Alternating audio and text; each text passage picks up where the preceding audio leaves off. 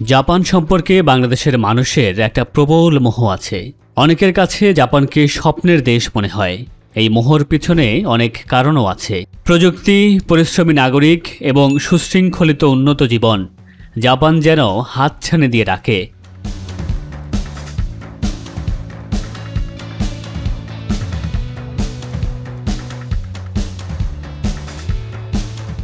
এখন অনেক বাংলাদেশি কেবল ভ্রমণের জন্য নয়, পড়াশোনা আর কাজের সুযোগের খোঁজেও জাপানে যাচ্ছে।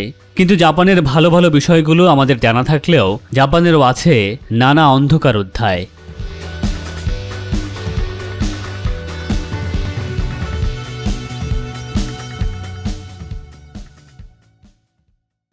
জাপানে কাজ যেন এক ধরনের শাস্তি। অতিরিক্ত কাজ করে মারা যাওয়ার ঘটনা সেখানে নিয়মিতই ঘটে। অনেক কর্মী সপ্তাহে ৮০ ঘন্টা পর্যন্ত কাজ করেন, অথচ অতিরিক্ত সময়ের জন্য কোনো পারিশ্রমিক পান না। সময় মতো অফিস ছেড়ে গেলে সেটাকে অসংলগ্নতা হিসাবেই দেখা হয়। অফিসে কেউ ঘুমিয়ে পড়লে সেটা নিন্দনীয় নয়, বরং বোঝায় সে এত কাজ করেছে যে ক্লান্ত হয়ে পড়েছে। এতটাই কর্মমুখী সংস্কৃতি যে অনেক সময় সহকর্মী অজ্ঞান হয়ে গেলে কেউ খেয়ালই করে না। ব্যক্তিগত জীবনকে উৎসর্গ করাই যেন সেখানে সাফল্যের মাপকাঠি।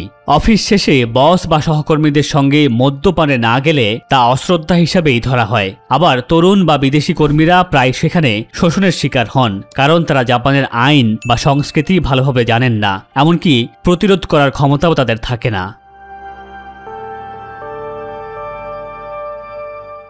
এই বিষাক্ত কর্মসংস্কৃতি আর সামাজিক চাপের ফলেই জাপান ভুগছে ভয়াবহ একাকিত্বে। মানুষ ঘরে একা মারা যায়, সপ্তাহ বা মাস পার হয়ে যায়, তবু কেউ খোঁজ নেয় না। কেবল ২০২৪ সালের পুলিশের নথিতে ১৭,০০০-এর বেশি একাকী মৃত্যুর ঘটনার উল্লেখ আছে। মে ২০২৪ পর্যন্ত পাওয়া তথ্যে দেখা যায় প্রতি ১০ জনের ৪ জন মানুষ জাপানে একাকিত্বে ভুগছে। বছরে ৬৮,০০০ বৃদ্ধ একা বসবাস করে মারা যান, খবরও কেউ পায় না। ১৫ থেকে ৬৪ বছর বয়সী ১,৪৬,০০০ মানুষ সমাজ থেকে বিচ্ছিন্ন অবস্থায় আছে। প্রতি বছর ৫০০-র বেশি স্কুল শিক্ষার্থী আত্মহত্যা করে জাপানে।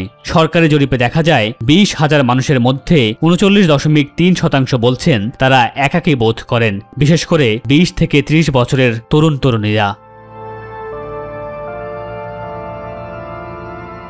প্রায় ৪ মিলিয়ন মানুষ বছরের পর বছর ঘরবন্দি জীবন কাটায়, না স্কুলে যায় না কাজে যায়। এর পেছনে মানসিক সমস্যা, উদ্বেগ, হতাশা আর বুলিংকে দায়ী করা হয়।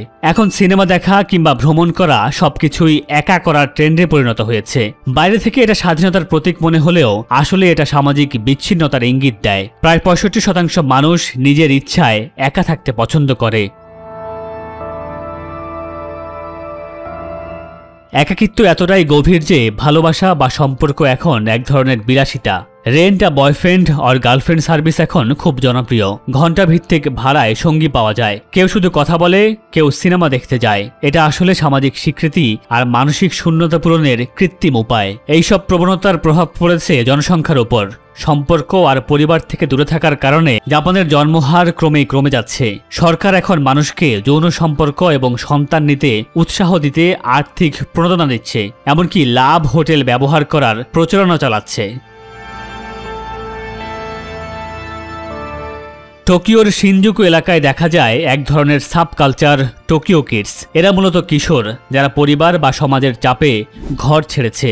ল্যান্ড মাইন স্টাইল পোশাক পরে তারা রাত কাটায় রাস্তায়, কেউ কেউ পরে যৌনকর্মে জড়িয়ে পড়ে, যা জাপানের শহুরে জীবনের একাকিত্ব আর সামাজিক ভাঙনের প্রতীক।